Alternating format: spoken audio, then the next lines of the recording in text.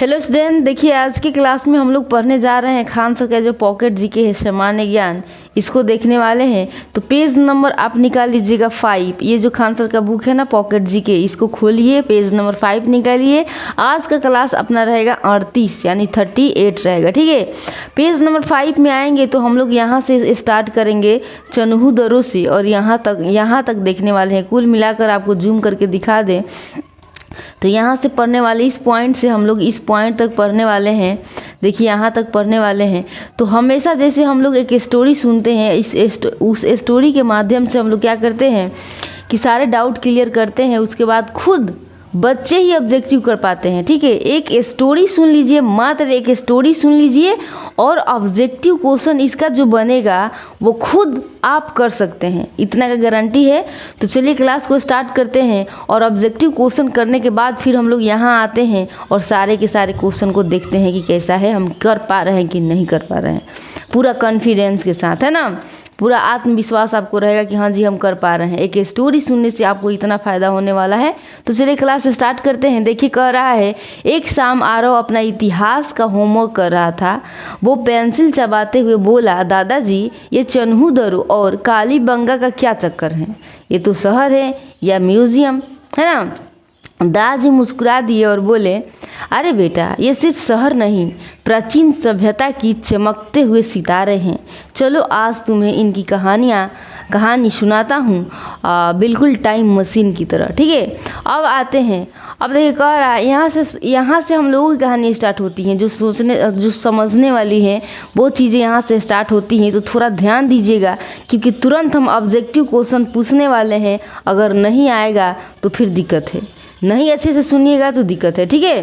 कह रहे हैं दादाजी की बेटा चन्हू दरो, देखिए चन्हू याद रखेंगे, चन्हू याद रखेंगे तो चन्हू दरों की खोज, है ना। चन्हू याद रहेंगे ना, चन्हू है ना, चन्हू दरों। तो चन्हू दरों की खोज जो हुआ 1931 ईस्वी में हुआ। कितना में हुआ? 1931 ईस्वी में हुआ। किसने किया सर? तो आप कहेंगे एमजी जमुमदार ने किया था। तो देखिए इसको एमजी से याद रखेंगे और जमींदार से किसको याद रखेंगे? जमुमदार, है ना। जमींदार ज़्यादातर हम लोग जानते हैं, हम लोग वो तो एकदम हम लोग की लाइफ में है कि नहीं। तो वैसे ही याद रखेंगे, जमींदार से याद रखेंगे जमुमदार, ठीक है। आइए फिर देखिए चन्हू दरों को याद रखेंगे, चंद से याद रखेंगे। किसी का चंदू नाम होता है ना, चंदू, तो उसी से नाम याद क्या रखेंगे? चन्हू दरों, ठीक है। अब देखिए कह रहे हैं, आरव कह रहे हैं कि मतलब ये भी मोहनजोदड़ो जैसा पुराना शहर है। अगर आप मेरा क्लास कितना 37 देखे होंगे तो आपको पता होगा कि मोहनजोदड़ो कैसे पढ़ाई हुआ है और उसमें क्या क्या चीज़ें मिली हुई हैं, ठीक है। अब देखिए आरव ये पूछ रहा है कि मतलब ये मोहनजोदड़ो जैसा पुराना शहर है, क्योंकि आरव जान चुका है पहले ही, है कि नहीं। अब देखिए दादाजी कह रहे हैं बिल्कुल, पर चन्हू दरो एक औद्योगिक नगर था। क्या सर? औद्योगिक नगर था। यहाँ पर मनके, सीप, अस्थि और मुद्राएं बनाने के कई केंद्र थे। अब देखिए हम लोगों के लिए एक नया शब्द आ गया, औद्योगिक। आरव के लिए आ गया क्या? औद्योगिक मतलब क्या होता है? मनके मतलब क्या होता है? सीप, अस्थि, मुद्रा, ये सब क्या है? अब देखिए आरव बोला औद्योगिक नगर, मनके, सीप, अस्थि, मुद्रा, है ना, मुद्राएं बनाने के कई, इसका मतलब क्या है? आरव पूछ रहा है कि दादाजी मतलब थोड़ा समझा दीजिए। अब देखिए दादाजी मतलब समझाने आए यहाँ पे औद्योगिक नगर का। औद्योगिक नगर का मतलब होता है ऐसा शहर जहाँ चीज़ें बनती थी, है ना। जैसे आजकल के शहरों में फैक्ट्रियाँ होती हैं, है ना, जहाँ फैक्ट्री होती हैं। तो मान लीजिए कहीं का फैक्ट्री है, माला बन रहा है, कहीं मान लीजिए माचिस की तीली बन रही हैं, कहीं पे मतलब मान लीजिए कि कुछ भी मतलब कलम बन रहा है ना। तो वैसे ही फैक्ट्रियाँ होती हैं, हर चीज़ की अलग अलग फैक्ट्री होती है जहाँ चीज़ें बनाई जाती हैं, क्रिएट की जाती है ना। तो वैसे ही होती थी। कह रहे हैं कि वैसे ही प्राचीन समय में भी कुछ शहर होते थे जहाँ लोग काम करके चीज़ें क्या करते थे? बनाते थे, है ना। अब आइए फिर आया बारी मनके की। तो कह रहे हैं मनके छोटे छोटे रंग बिरंगे दाने, जिन्हें माला, कंगन या गहनों में पिरोया जाता था। इन्हें पहनने और सजने के लिए इस्तेमाल किया जाता है। आज के अगर आप लोग चूड़ियाँ उठा के देखिए तो उसमें छोटे छोटे क्या होते हैं, दाने लगाए हुए होते हैं, बड़ा सुंदर से चमकता है कि नहीं।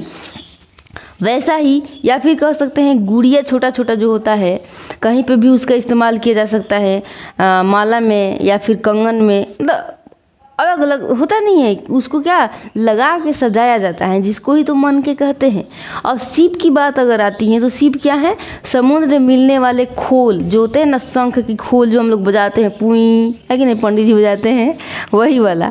तो शंख की खोल, बहुत सारी ऐसी चीज़ें हैं, कभी कभी ऐंठा घोंगा के भी खोल मिल जाता है ना, तो वो चीज़ें भी कहीं कहीं आप लोग देखिएगा तो वो इस्तेमाल किए जाते हैं। तो वही है सीप, है कि नहीं। प्राचीन लोग इसे गहने और सजावटी वस्तुओं में क्या करते थे, बना देते थे, है ना।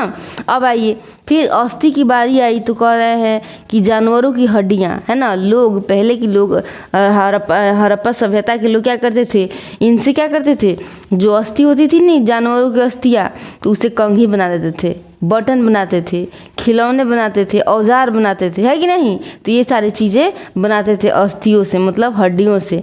तो देखिए आजकल के ज़माने के बच्चों को दे दीजिए ये हड्डी, बिक देगा, कह गए छुआ गए नहीं हम, हटाओ फको यार इसको, क्या कौन लाया इधर, है कि नहीं। लेकिन पहले की देखिए। अब देखिए अब हम लोग आते हैं मुद्रा पे। तो मिट्टी या पत्थर की बनी हुई छोटी मुहर जिन पर चित्र या चिन्ह बने होते थे। और मान लीजिए कि मिट्टी का क्या है, मिट्टी का कोई मिट्टी हो या पत्थर का एक छोटी मोहर बना लो, है ना, जिन पे किसी का चिन्ह डाल दो, तो हम तो देखिए वही बात कर रहा है। और ये चीज़ें क्यों प्रयोग की जाती थी, कर रहे हैं कि ये व्यापार या पहचान के लिए इस्तेमाल होती थी, जैसे आजकल की कंपनी की सील होती हैं, है ना। आप लोग कई बार जब पैसा जमा करने जाते हो स्कूल में या कहीं भी, तो आप लोगों को एक मोहर ठेपा मार के दिया जाता है, उस पर तो कुछ ना कुछ चित्र होता ही है, कुछ ना कुछ लिखा हुआ होता ही है ना। उससे पता चलता है कि आप ही का है, आपका कहने का मतलब कि एक ब्रांड दर्शाता है, ठीक है। उसी प्रकार से पहले के लोग भी जो मुद्रा बनाते थे तो कुछ चीज़ें खरीदने बेचने के लिए नहीं यूज करते थे, व्यापार के लिए, पहचान के लिए यूज करते थे। समझ में आया। अब देखिए कह रहे हैं बनाने के कई केंद्र थे, मतलब ये कि एक ही शहर में अलग अलग जगहों पर क्या अलग अलग चीज़ें बनाई जाती थी, है ना। एक ही घर में या एक ही शहर में तो सब कुछ नहीं बनाई जाएंगी ना, तो अलग अलग शहरों में क्या अलग अलग चीज़ें, अलग अलग फैक्ट्री होती थी, है ना। जैसे आज के समय में कई गली क्या है कपड़ों के लिए फेमस प्रसिद्ध है, तो कई खिलौनों के लिए, है ना। वैसे ही अब देखिए फिर दादाजी कह रहे हैं कि यहाँ के लोग कला और सौंदर्य के शौकीन थे। कला तो खूब जानते थे, खूब चीज़ें बनाते थे, लेकिन उन लोगों का सजने और संवरने का भी खूब शौक था, है कि नहीं। खूब एकदम सज सवज के लिपस्टिक लगा के रोड पे है कि नहीं। अब देखिए यहाँ से एक ऐसा चित्र मिला है, चित्र कह सकते हैं, चिन्ह कह सकते हैं, मिला है, जिसमें क्या कुत्ता बिल्ली का पीछा कर रहा है। एक चित्र मिला, ठीक है, यहाँ से, जहाँ क्या है, जहाँ मतलब एक चित्र ऐसा मिला हुआ है कि क्या हो रहा है उस चित्र में, जो कुत्ता है ना, बिल्ली आगे आगे भाग रही है और कुत्ता पीछे से भाग रहा है ना। तो वही है कि कुत्ता बिल्ली का पीछा कर रहा है। और कह रहे हैं दादाजी, और सोचो यहाँ से तो लिपस्टिक और अलंकृत हाथी भी मिला है ना। अभी लिपस्टिक की बात हुआ था ना, तो देखिए लिपस्टिक भी मिला हुआ है। लिपस्टिक और अलंकृत हाथी भी मतलब कहने का है कि सजावट हाथी, सजा हुआ हाथी क्या मिले हैं, सजा हुआ हाथी का चित्र भी मिले हुए हैं। अब देखिए अलंकृत हाथी का मतलब आरव पूछ रहा है, तो सजा हुआ हाथी, है ना। दादाजी उस समय लिपस्टिक भी, आरव देखिए कैसे मजाक कर रहा है, कह रहा दादाजी उस समय भी लिपस्टिक, है ना। दादाजी कह रहे हैं कि हाँ बेटा। और यहाँ से झूकर झांगर नाम की एक विशेष संस्कृति के अवशेष भी मिले हैं। ये जगह कला और उद्योग की मिसाल थी। अब देखिए झूकर झांगर समझ में आ रहा है का नहीं, तो देखिए यहाँ पे समझिए, आरव पूछ रहा है झूकर झांगर मतलब, दादाजी कर रहे हैं चन्हू दरू नाम के शहर में खुदाई यानी खोदने से झूकर झांगर संस्कृति की चीज़ मिली। चीज़ सामान, हम लोग घर में कैसे चीज़ सामान कुछ कुछ रहता है, वैसे ही चीज़ मिली। और उन चीज़ों से, वो चीज़ क्या मिली है, मिट्टी के बर्तन, खिलौने, पुराने औजार, ये सारी चीज़ें मिली हुई हैं। तो इसी से पता चला कि ये जो जगह था ये जो जगह झूकर झांगर संस्कृति की भी पता चली। और यहाँ जो ये बोल रहे हैं ना चंदूहरू में, ये जगह क्या है, कला और उद्योग के लिए फेमस थी, क्योंकि कला तो लोग खूब जानते थे और उद्योग मतलब यहाँ पे बहुत सारी फैक्ट्रियाँ होती थी, चीज़ें बनाई जाती थी, है कि नहीं। तो कुल मिला के यही। अब आइए हम लोग जानते हैं, अब चलते हैं कालीबंगा, जिसका मतलब ही है काली चूड़ियाँ। अब इसको याद करने की तो कोई झंझटे नहीं है, कालीबंगा को याद रखेंगे काली चूड़िया से। और चूड़िया किसको याद नहीं रहता है, हम लड़कियों को तो खूब चूड़िया याद रहता है, लेकिन काला चूड़िया अभी तक बहुत कम यूज़ में है ना जी। अब आइए देख रहा है काली चूड़ियाँ, और पूछ रहा है काली चूड़ियाँ, ये तो नाम से ही स्टाइलिश लग रहा है। हाँ तो जी स्टाइलिश है ही, क्योंकि चन्हू में क्या है, स्टाइलिश स्टाइल ही है और उद्योग है कि नहीं। अब आइए दादाजी ने हंसते हुए कहा कालीबंगा, है ना, कालीबंगा यह एक परिपक्व। अब देखिए यहाँ से जो है ना, सॉरी यहाँ का जो अभी हम बता रहे थे चन्हू का ये चीज़ें नहीं थी, कालीबंगा की काली चूड़ियाँ थी, है ना। तो कालीबंगा में क्या है, काली चूड़ियाँ। अब कालीबंगा पे हम लोग आए हैं और कालीबंगा को अभी हम पढ़ रहे हैं। चन्हू की कहानी ख़त्म हो गया, हम लोग पढ़ चुके हैं, ठीक है। अभी अब कालीबंगा के बारे में पढ़ लेते हैं। तो कह रहे हैं कालीबंगा का मतलब ही होता है काली चूड़ियाँ। अब देखिए काली चूड़ियाँ आरो करा, ये तो नाम से ही स्टाइलिश लग रहा है।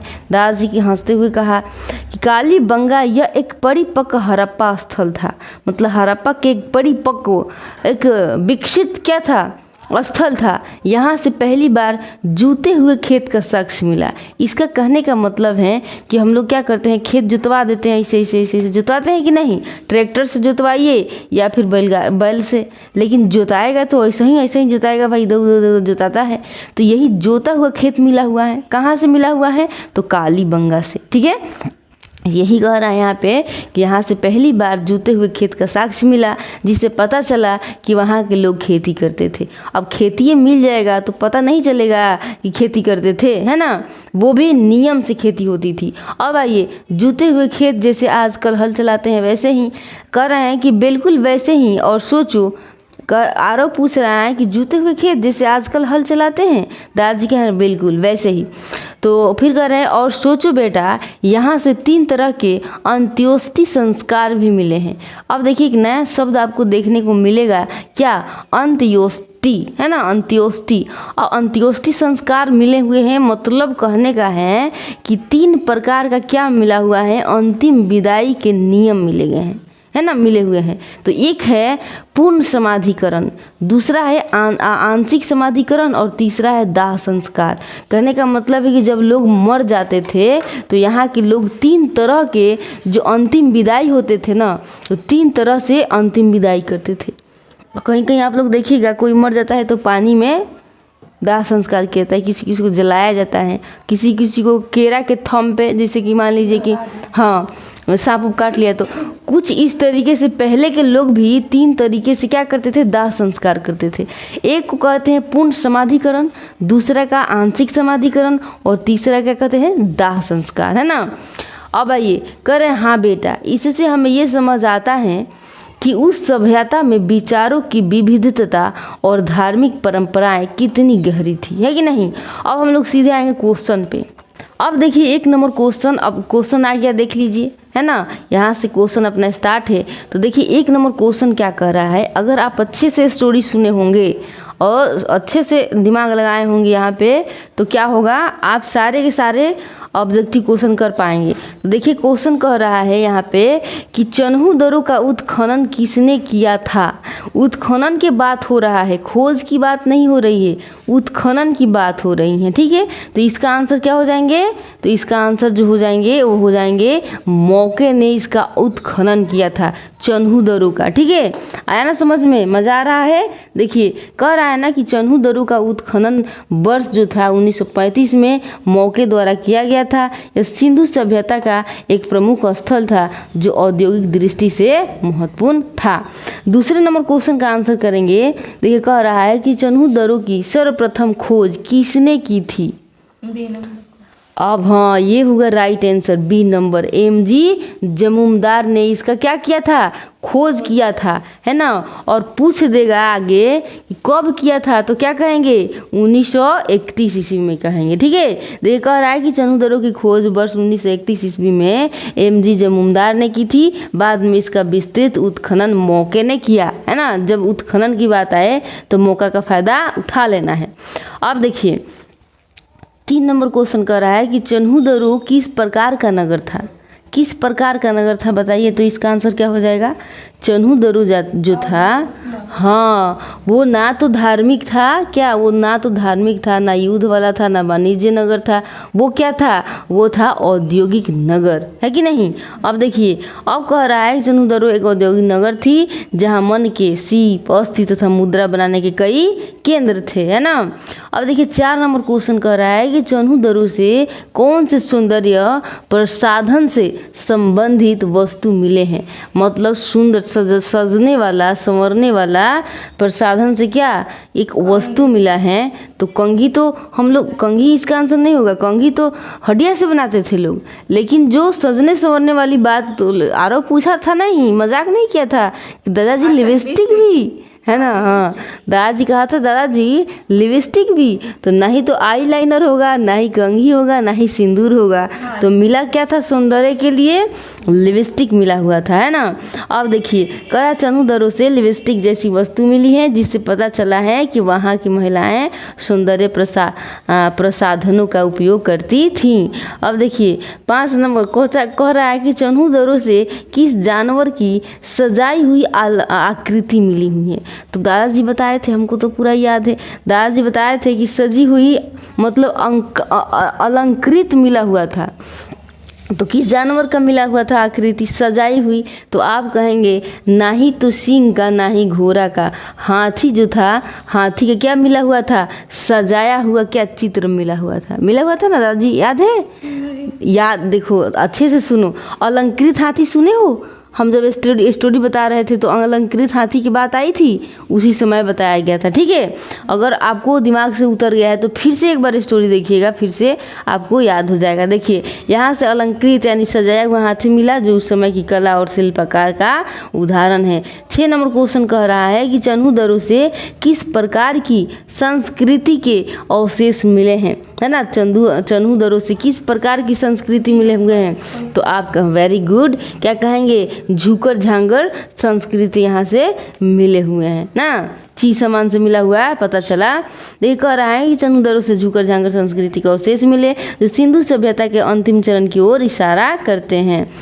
7 नंबर क्वेश्चन का आंसर करेंगे। कह रहा है चन्हू में मिले एक पद चिन्ह में क्या दृश्य दिखाया गया है। कौन सा दृश्य दिखाया गया है, हाथी दौड़ता हुआ नहीं, बकरी चढ़ती हुई नहीं, कुत्ता बिल्ली का पीछा करता हुआ, यही ना मिला हुआ है जी, यही मिला हुआ है। शेर शिकार करता हुआ भी नहीं मिला हुआ है। तो चन्हू में मिले एक पद चिन्ह में क्या दृश्य दिखाया गया है कि कुत्ता जो है बिल्ली का पीछा कर रहा है कि नहीं। यहाँ खुदाई से एक ऐसा पद चिन्ह मिला जिसमें कुत्ता बिल्ली का पीछा कर रहा है। आइए अब आते हैं हम लोग कालीबंगा पे। कालीबंगा, है ना। देखो रहे कालीबंगा का अर्थ क्या है, काली चूड़ियाँ। वेरी गुड, क्या बात है, काली चूड़िया, है ना। कालीबंगा का अर्थ ही है काली चूड़िया। देखिए अब वही बात कह रहा है 9 नंबर क्वेश्चन कि कालीबंगा से क्या अनोखा साक्ष्य मिला, बताइए क्या मिला है। मिट्टी का रथ मिला है क्या, ना। जूता हुआ खेत मिला है क्या, हाँ। धातु की तलवार मिला है, ना। बैल की मूर्ति नहीं। तो कालीबंगा से हम बोले थे ना कि जोता हुआ, इसे ट्रैक्टर से हम लोग जोतवाते हैं, उस समय बोले थे ना जोता हुआ खेत मिला है ना। तो यही, अब आइए आगे बढ़ते हैं। देखिए कह रहा है कालीबंगा से जोते हुए खेत का साक्ष्य मिला, जो दर्शाता है कि वहाँ के लोग खेती करते थे। 10 नंबर क्वेश्चन कह रहा है कि कालीबंगा में कितनी प्रकार की अंत्योष्टि विधियाँ पाई गई हैं। कहने का मतलब है कि जब लोग मरते थे तो कितने प्रकार से विधियाँ की जाती थी, तीन प्रकार से की जाती थी। देखिए करा ना, कालीबंगा में कितनी प्रकार की अंत्येष्टि विधियाँ पाई गई हैं, तो 3 प्रकार की। और कौन कौन सा प्रकार था? पूर्ण समाधिकरण था, आंशिक समाधिकरण और दाह संस्कार था, है ना। यह वहाँ के लोगों की पारंपरिक क्या था, लोगों की धार्मिक परंपराओं को दर्शाता है। आया समझ में, है ना। अब देखिए कुल मिलाकर खान सर के बुक में इस तरीके से लिखा हुआ है, यहाँ देखिए इस तरीके से। तो मैं यहाँ ना पढ़ के, यहाँ ना समझा करके हम एक के बार हम आपको लेकर चलते हैं कहाँ, खान सर के बुक में, ताकि आप देखेंगे तो आपको ज़्यादा से ज़्यादा समझ में आएगा कि हाँ जी ये तो आसान हो गया, बिल्कुल ही एकदम ईजी हो गया, हलवा हो गया।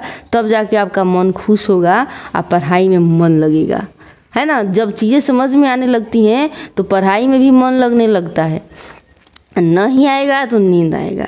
देखता है ना, चन्हू दरू का उत्खनन कब हुआ था? 1935 में। मौके ने किया था उत्खनन के, जब बात करेंगे तो ना। लेकिन सर्वप्रथम खोज, अगर खोज की बात करेंगे तो जमींदार ने, है ना। क्या 1931 में इसका खोज हो गया था। उत्खनन कब हुआ था? 1935 में मौके ने किया था। आया समझ में। अब कह रहा है कि ये एक औद्योगिक नगरी था। हाँ जी, ये औद्योगिक नगरी के बारे में भी दादाजी से पूछे बताए हैं ना। यहाँ से क्या क्या मिले हैं? मनके मिले हैं, सीप मिले हैं, अस्थि मिले हैं, मुद्रा बनाने के प्रमुख केंद्र था, ये पढ़ चुके हैं, है ना। कह रहे यहाँ से हमें कुत्ते की बिल्ली का पीछा करते हुए पदचिन्ह भी मिला है, बिल्कुल मिला है, हम लोग जान गए हैं। नारी सौंदर्य प्रसाधन में क्या मिला है? लिपस्टिक मिला हुआ है। मतलब लिपस्टिक पूरा तरीके से नहीं मिला, लिपस्टिक जैसे सामान मिले हुए हैं, जिससे पता चलता है कि लिपस्टिक है ना। पहले की औरत लिपस्टिक लगाती थी, है ना। अब देखिए अलंकृत हाथी मिला है, मतलब सजाया हुआ हाथी, है ना। अब देखते हैं यहाँ से झुकर झांगर संस्कृति के अवशेष मिले हैं, मतलब झुकर झांगर संस्कृति ऐसा चीज सामान मिला है जिसे पता चला है कि यहाँ के लोग झुकर झांगर संस्कृति के थे, है कि नहीं। अब देखिए फिर कह रहा है कालीबंगा एक परिपक्व चरण हड़प्पा स्थल है ना। ये भी हम लोग जान चुके हैं। कालीबंगा का अर्थ क्या होता है? काली चूड़िया। यहाँ से एक जोते हुए खेत का भी साक्ष्य मिला हुआ, जोत दिया गया था, है ना। कालीबंगा में शवों के अंत्येष्टि संस्कार के कितने? 3 विधियां होती थी। कौन कौन सा? पूर्ण समाधिकरण, आंशिक समाधिकरण और दाह संस्कार के प्रमाण मिले हैं, है कि नहीं। अब आइए, हम लोगों ने सिर्फ और सिर्फ अभी तक इतना पढ़ा है मेरे प्यारे स्टूडेंट, और इतना ही क्लियर किए हुए हैं। अब हम लोग क्या करेंगे, स्टोरी 2 में, अभी बाद में नहीं, अभी ये क्या करेंगे, स्टोरी 2 में यहाँ से यहाँ तक देखेंगे, ठीक है। तो कालीबंगा सभ्यता से एक खोपड़ी मिला है जिसमें 6 छेद हैं खोपड़िया में।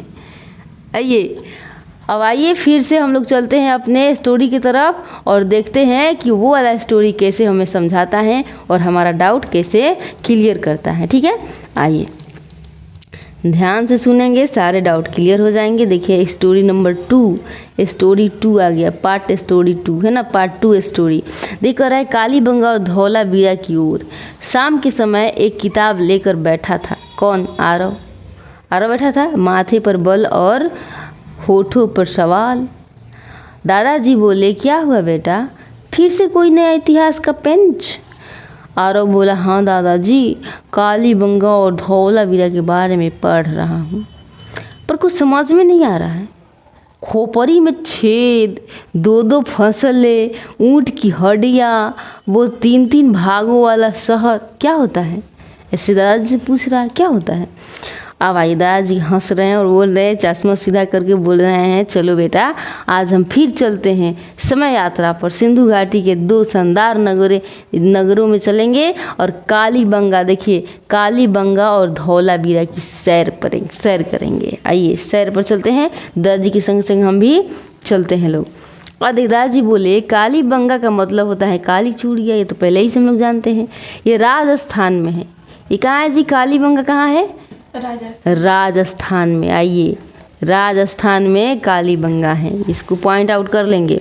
एक परिपक्व हड़प्पा स्थल है ये कालीबंगा। यहाँ से जो चीज़ें मिली वो बहुत कमाल की मिली। भाई हम लोगों की तो और कमाल की लिपस्टिकें मिल गई, अब क्या चाहिए भाई है कि नहीं।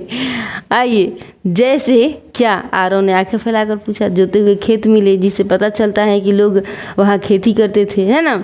वो भी साल में 2 बार फसल उगाते थे। ये चीज़ें मिले हुए कि नहीं मिला हुआ है? जोते हुए खेत मिला है कि नहीं?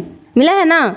आज जो जोतते थे खेत वालों का वहाँ के लोग क्या करते थे, साल में 2 बार फसल उगाते थे। समझ में आ रहा है, साल में 2 बार फसल। तो कह रहा है वो यानी वो भी किसान थे। आरव खुश हो गया है कि नहीं। दादाजी कह रहे हैं हाँ, और कालीबंगा से कपास की खेती के भी सबूत मिले हैं, है ना। अब देखिए आज जो करे, आज हम जो कपड़े पहनते हैं उनकी शुरुआत बंगा से मानी जाती हैं। समझ में आ रहा है। रुई से क्या बनते हैं, कपड़े, रुई से भी कपड़े बनते हैं, है ना। आइए अब देखिए ये दादाजी क्या कह रहे हैं। देखिए आज हम जो कपड़े पहनते हैं उनकी शुरुआत कालीबंगा से मानी जाती हैं। आइए कह रहे हैं इतना ही नहीं, दादाजी बोले कालीबंगा से एक खोपड़ी मिली, मानव की खोपड़ी, है ना, जिसमें 6 छेद। अरे बाप रे, कौन मारा होगा जी देखिए मारा नहीं, शायद शल्य चिकित्सा सर्जरी की गई थी, है ना। ये जो देखिए कह रहे हैं ना दादाजी, यहाँ समझिए कह रहे हैं मतलब उन्हें डॉक्टर की जानकारी थी। आरव चौंक गया।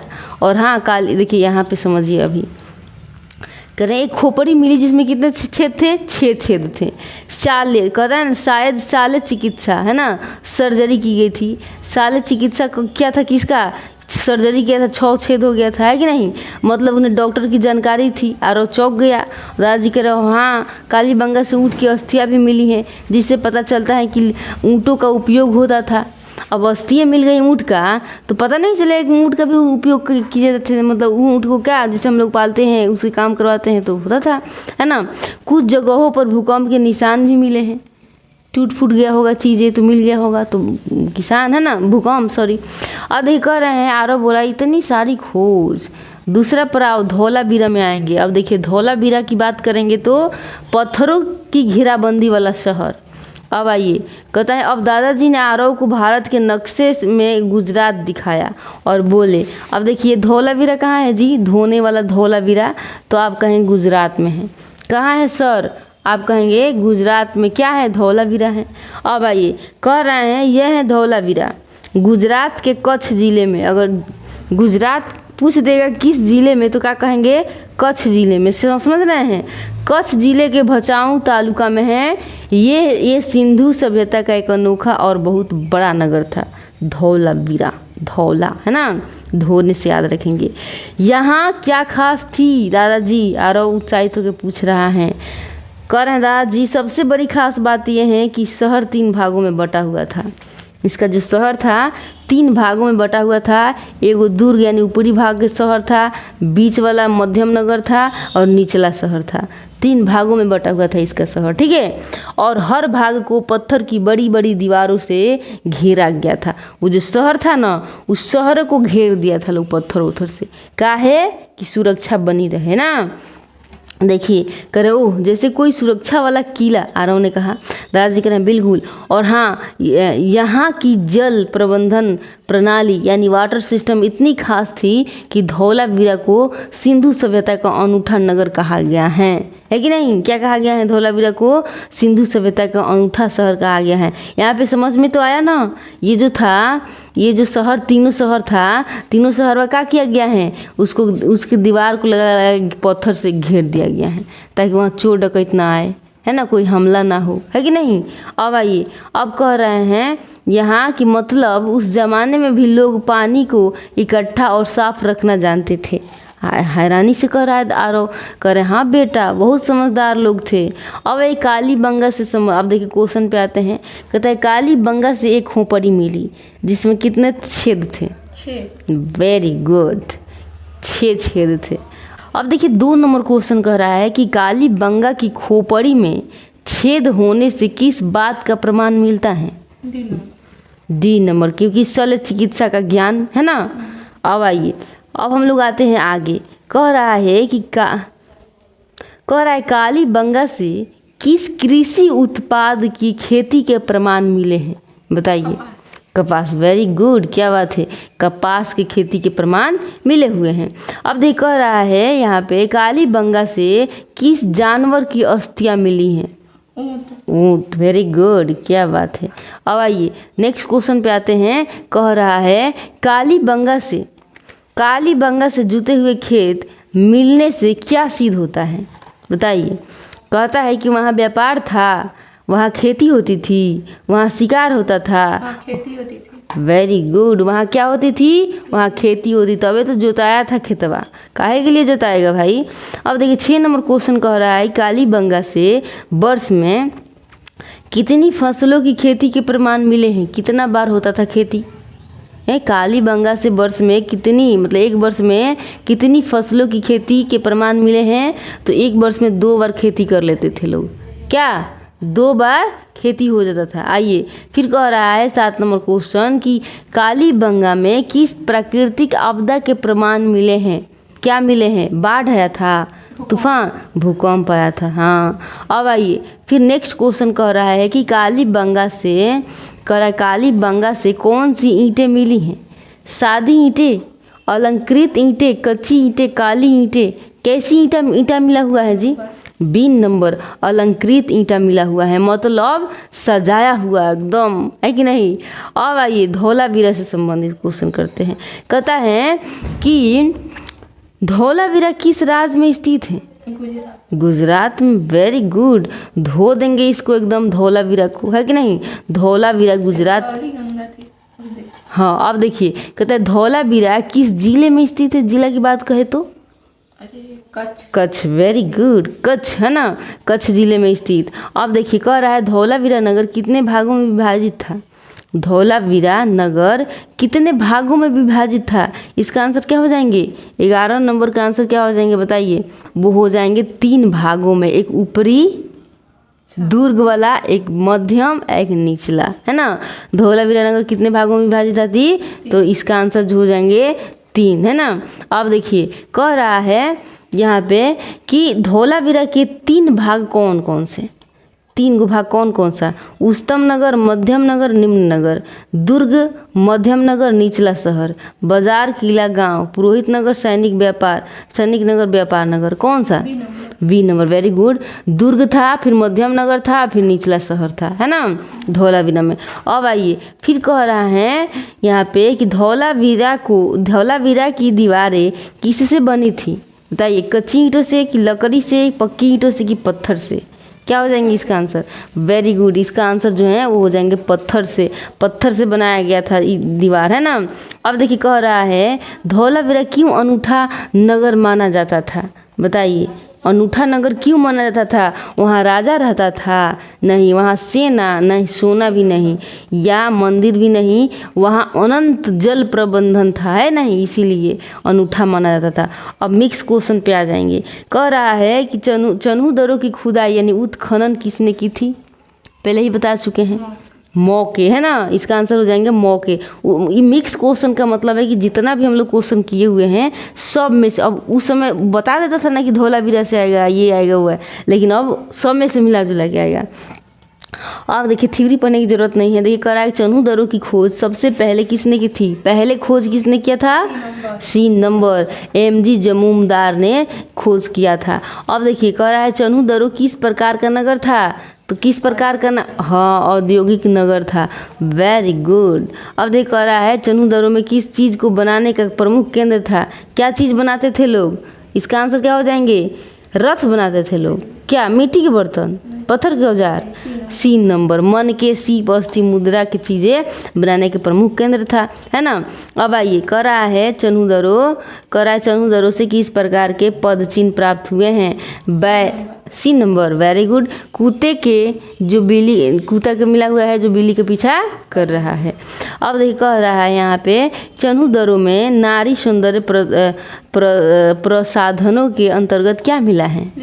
लिपस्टिक और अलंकृत हाथी। Very good. लिपस्टिक और अलंकृत मैंने सजाया हुआ हाथी मिला, है ना? अब आइए फिर कह रहा है यहाँ पे चन्हू दरों से किस सांस्कृतिक परंपरा के अवशेष प्राप्त हुए हैं? हाँ, झुंगर झांगर संस्कृति प्राप्त हुए हैं ना।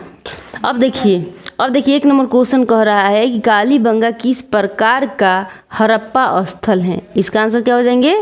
B number. परिपक्व चरण, है ना? कालीबंगा पूरे तरीके से विकसित है, इसको मानेंगे। अब देखिए कह रहा है कालीबंगा का शाब्दिक अर्थ क्या होगा? कालीबंगा का शाब्दिक अर्थ हाँ, काली चूड़ियाँ। आइए, काली चूड़ियाँ। अब देखिए फिर कह रहा है यहाँ पे कि कालीबंगा से किस प्रकार की खेती के प्रमाण मिले हैं? क्या हो जाएंगे आंसर?